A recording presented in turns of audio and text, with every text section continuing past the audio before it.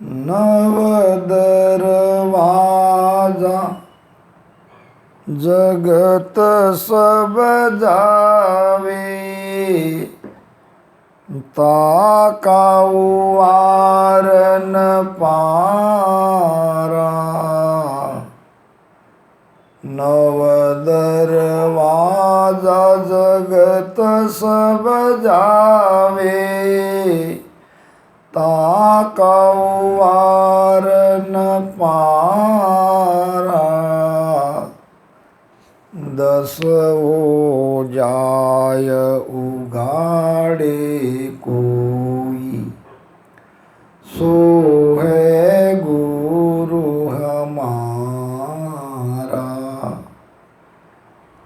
दस हो जाय उघाड़े कोई, सो है गुरु हमारा। ओ राम सो है गुरु हमारा। वेद वेद सुन्यारा संतो, वेद वेद सुन्यारा। आपके साथ ज्ञान चर्चा कर रहा हूँ। शरीर भी साथ नहीं दे रहा है, वजन भी अंदर बड़ी तेजी से लग रहा है, वजन भी चुपचाप बैठने नहीं देता। क्या करूं? और कोई सूझा नहीं तो वाणी जी लग के आपके साथ में ज्ञान चर्चा करने का मन बना। देखते हैं शरीर कहाँ तक साथ देता है। ज्ञान तो करना ही है। नव दरवाजा जगत सब जावे, शरीर के 9 द्वार जिसमें से प्राण निकलता है। अनगिनत लोग 9 द्वार से ही उनका प्राण निकलता है। अब ये लोग कहाँ जाते हैं ये आज का विषय नहीं है। निश्चित है वो 3 लोक में ही आएंगे। 3 लोक के बाहर नहीं जा सकते। जिनका प्राण 9 द्वार से निकलता है वे। और हमको 10वां द्वार खोलना है। 10वें द्वार से हमारा प्राण बाहर निकलना चाहिए। ना निकले तो कम से कम ऐसी स्थिति तो हो ही जानी चाहिए कि जब हमारी मृत्यु हो तो हमारा प्राण 9 द्वार से नहीं निकले। ये कोशिश तो हमको करनी ही चाहिए, क्योंकि जिसका प्राण 10वें द्वार के बाहर से निकलेगा उसे ही गुरुपद मिलेगा। 10वों जाय उगाड़े कोई, सो है गुरु हमारा। यानी गुरुपद के हकदार वही है। इसलिए नाभि में लक्ष्य केंद्रित करके दोनों श्वासों में धारो धार राम राम करो। नाभि से ही पवन पलटेगा और वो जो पवन पलट रहा है, वायु पलट रही है, उसमें प्राण ऊपर जा रहा है। नैनचंद ने रास्ता खोल दिया है। अब आपको उस रास्ते से आगे बढ़ना है। बिल्कुल घबराना नहीं है।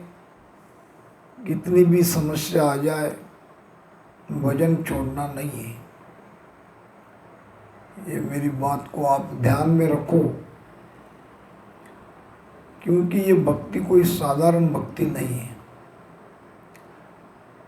पीछम का मार्ग बहुत ही कठिन है, बड़ा बांका है। और इस रास्ते को हमने चुना है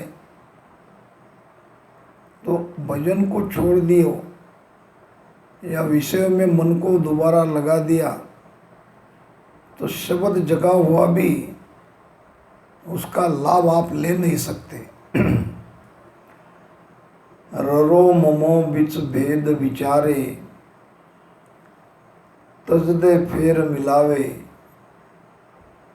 के सुखराम साधगत सोई पछे कदे नहीं पावे।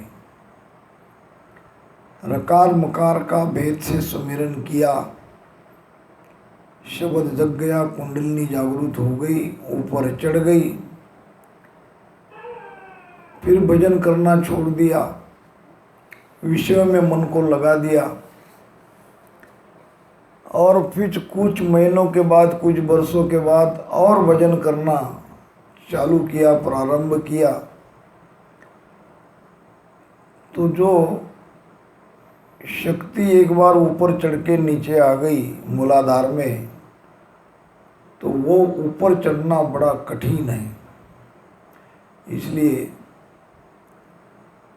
जिनको रोज भजन का अभ्यास करना है वही इस भेद से भजन करे, नहीं तो अपना राम राम चल रहा है, चलने दो, जैसा भी लेना है संगत करते रहो, राम राम करते रहो, जो कुछ भी लाभ इसका मिलने वाला है वो मिलेगा।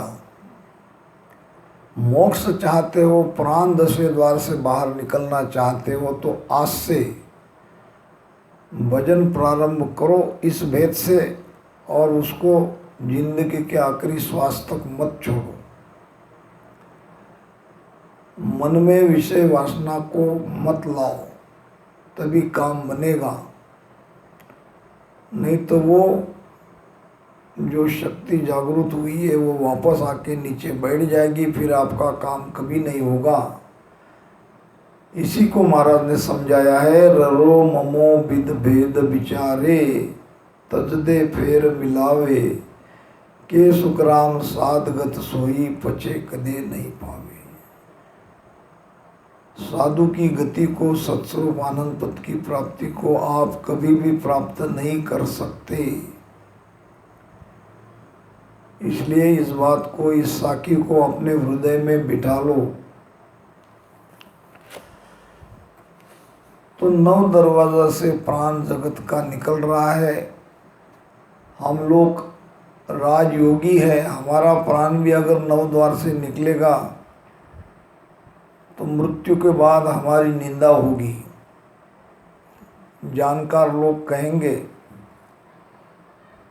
कि भजन तो इसने बहुत किया, फिर भी प्राण को ऊपर चढ़ा नहीं पाया। इसका प्राण तो 9 द्वार में से आँख से कहो, नाक से कहो, मुख से कहो, पूर्व पश्चिम उत्तर दक्षिण 4 पोल है। 4 पोल में से किस पोल में गया वो यही समझ जाता है। जिस द्वार से हमारा प्राण निकला वो द्वार खुल जाता है, वहाँ कुछ न कुछ निशानी समझ में आती है। नाक से पानी निकलता है, मुख से पानी निकलता है, नाक फूल जाती है, मुख खुल जाता है, आँख खुल जाती है, नीचे टट्टी पेशाब हो जाती है। ये प्रमाण जानकार लोग देखकर समझा सकते हैं कि इनका प्राण किस द्वार से निकला। तो देखो, विचार करो, हम राजयोगी हैं, हम जगत के जैसे साधारण लोग नहीं हैं। 9 दरवाजा जगत सब जावे, जाका वारन पारा, 10वां जाए। पहले तो 10वें द्वार में जाना पड़ेगा, प्राण को ले जाना पड़ेगा। बहुत लोग सुर्ती लगा के 10वें द्वार में बैठे हैं कोई, लेकिन प्राण को नहीं चढ़ा रहे, सांसों-सांस का भजन नहीं कर रहे हैं। कह रहे कि हमारा ध्यान ऊपर है। करते रहो, पछताना पड़ेगा। ये भेद ही नहीं है, ये विधि ही नहीं है। ध्यान तो खूब करते हैं, खूब बैठे हैं, लेकिन सुरती लगा के बैठे हैं, रसना को बंद किए बैठे हैं, ये भजन नहीं है। उसका प्राण ऊपर चढ़ ही नहीं सकता। सुरती को जो आनंद होना है वो उसको होता रहेगा, लेकिन जिस कारण से भजन करना है वो कारण पूरा नहीं होगा, वो साध्य नहीं होगा। खट रस कवल पूरब दिस बींदे, छेहि पीछम के खोले।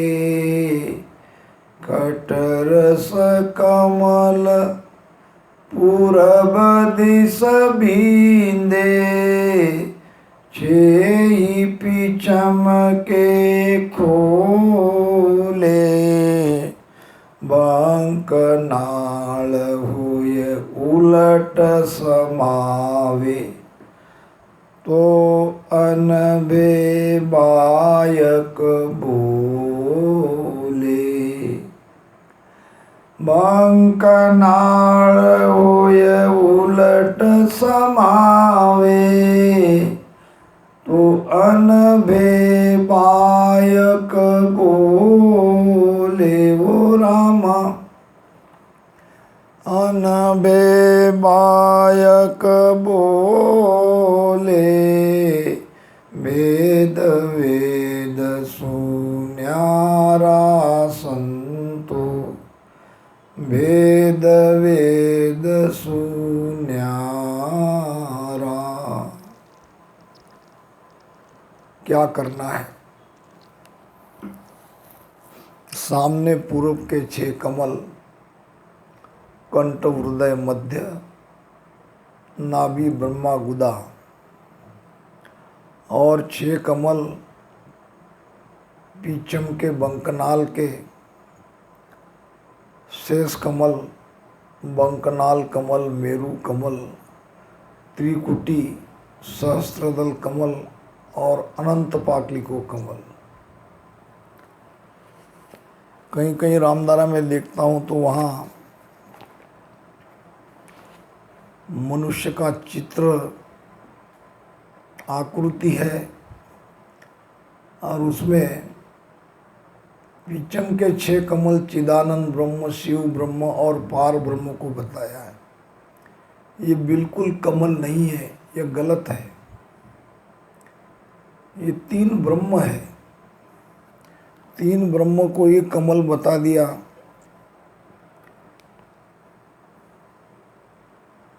ये गलत है।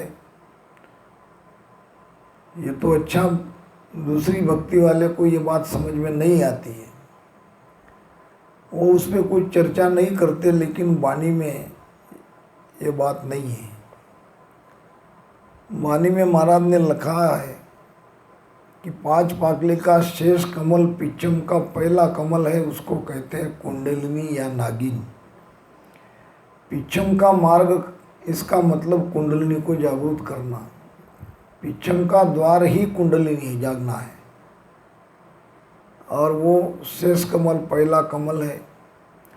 दूसरा है बंकनाल, रीढ़ की हड्डी जिसमें 21 गांठियाँ है, वो दूसरा कमल है, दूसरा चक्र है। तीसरा है मेरु, यहाँ पे। चौथा है त्रिकुटी, यहाँ अंदर की तरफ। त्रिकुटी के आगे सहस्त्रदल कमल है, 1000 पाकली का, और फिर अनंत पाकली का कमल है। और वो अनंत पाकली का कमल खोलने के बाद प्राण जब 10वें द्वार से बाहर निकलेगा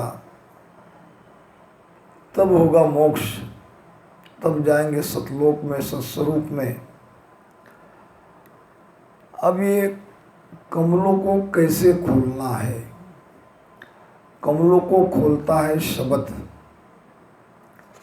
सामने के कमलों को खोलने वाला शब्द ब्रह्म वैराट से कंठ पे जगा, वो शब्द के आधार से सामने के कमलों को खोलना पड़ता है।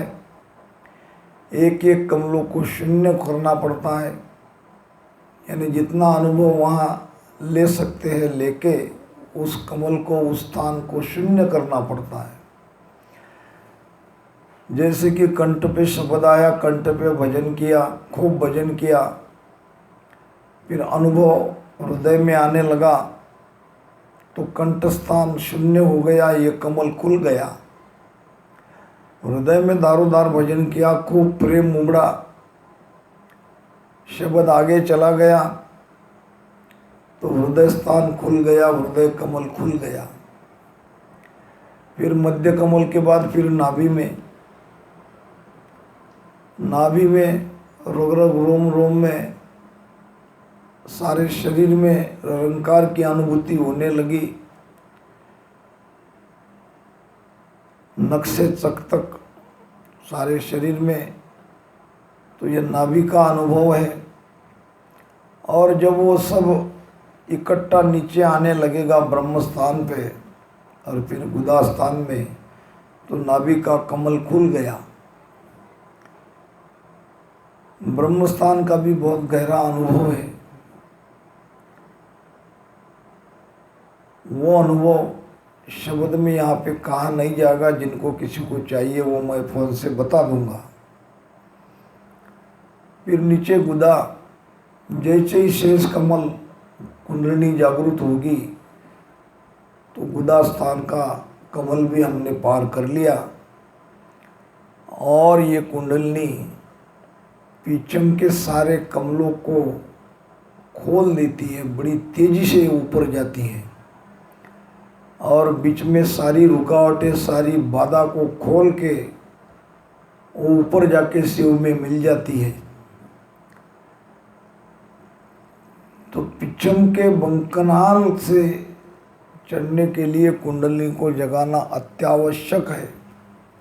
अगर ये नहीं जगेगा आप पिछम के कमल खोल ही नहीं सकते। महाराज कहते हैं कि 6 ही पिछम के खोले। कैसे खोले? तो बंकनाल हुए उलट समावे। बंकनाल के रास्ते से आपके प्राण को उलटकर 10वें द्वार में ले जाना है, वहाँ समा जाना है। और ये कुंडलिनी ही इन कमलों को खोल सकती है। और उस रास्ते से आपको धीरे धीरे भजन करते करते, भजन तो करना है सामने नाभि स्थान पे, वहाँ से प्राण को, वायु को, पवन को, नाड़ियों के द्वारा, ये 9 से 99 नाड़ियाँ पवन लेने के, प्राण शक्ति ले जाने का काम करती है। ये सब नाड़ियाँ आगे सुषुम्ना में मिलती है। तो इस प्रकार से धारोधार नाभि में भजन करके प्राण शक्ति को बंकनाल से ऊपर चढ़ाना है। धीरे धीरे चढ़ेगा, एक एक घाटी को खोल के जाना है। फिर मेरू में लगेगा बंद। बंद लगने के बाद डरना नहीं है, बंद लगना बहुत अच्छी बात है। कुछ समय बाद बंद भी खुलेगा, फिर लगेगा त्रिकुटी में त्राटक। वहाँ भी बहुत कठिनाई है। महाराज कहते हैं आगे इसका वर्णन आएगा, तो बिल्कुल त्राटक बंद में घबराना नहीं है। खिंचाव होगा, दोनों कनपट्टियाँ में दर्द होगा, हमेशा सिर में दर्द होता रहेगा। मुझे एक बहन जी हमेशा फ़ोन करती है कि मैं क्या करूं। राजस्थान की है। मैं कहता हूं बेटा चिंता मत करो, कंट्रोल अब तुम्हारे हमारे हाथ में नहीं है। जो होगा उसके सामने हो जाओ, जो होता है वो होने दो, क्योंकि हम इसको बंद नहीं कर सकते। इतना पावरफुल शब्द है। तो विरह बार बार आएगा, आंखें में आँखें भी लाल हो जाएगी, दर्द होगा, अपने आप में नहीं रह सकते, ऐसी स्थिति होती है। तो ये तो सद्गुरु की कृपा से ही होती है। जिसका ये हाल है उसके ऊपर बहुत भारी कृपा है। तो बंकनाल होके उलट में प्राण को 10वें द्वार में समा लेना है। यही है भजन करने का कारण। और जब ये स्थिति हो जाएगी तो अनुभव, मुख से अनुभव का ज्ञान निकलेगा, सारा वाणी का भेद वो खोल देगा। महाराज कहना क्या क्या है। उलटा होय चढ़े गढ़ ऊपर, चंद सूर गम पावे। उलटा होय चढ़े गढ़ ऊपर, चंद सूर गम पावे।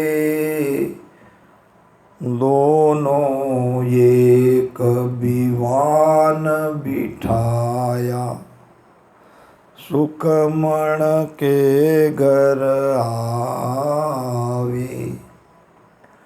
दोनों एक विवान बिठाया, सुखमण के घर आवे। वो रामा सुखमण के घर आवे। वेद वेद सुन्यारा संतो, वेद वेद सुन्यारा।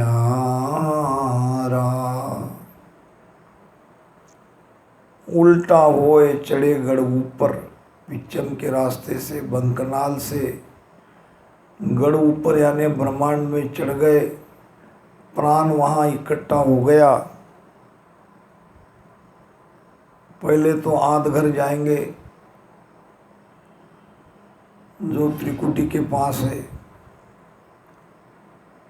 भृगुटी को आध घर कहते हैं। त्रिकुटी भृगुटी एक ही स्थान पे है, एक ही जगह पे है। बीच में थोड़ा सा जाली सा पर्दा है, तो वहाँ तीनों नाड़ियाँ आके मिलती है त्रिकुटी में।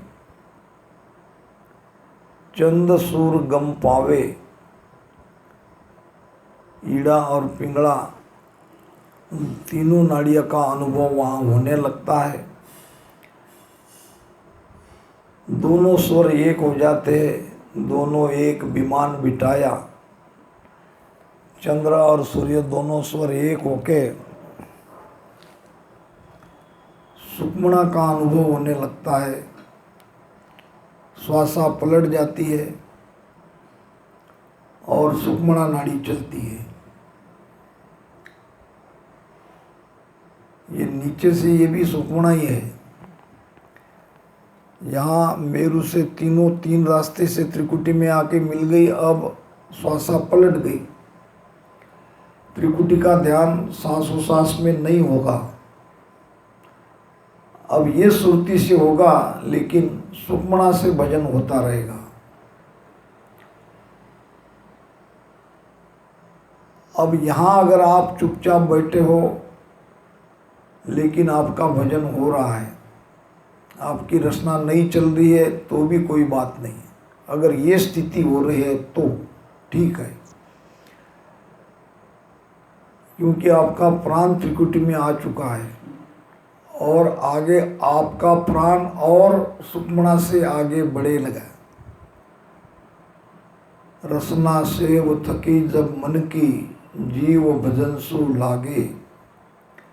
और कै सुखराम परक वाकी, ध्यान सुखमणा जागे।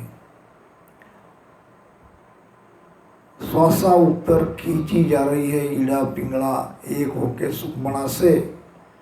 अब नीचे कुछ नहीं रहा, खाली हो गया पिंड,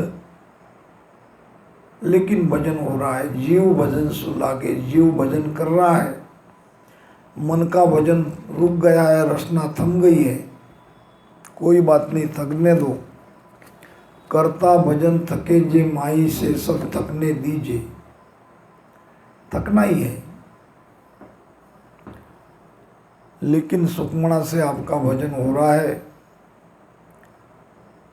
श्वासा आपकी पलट गई है।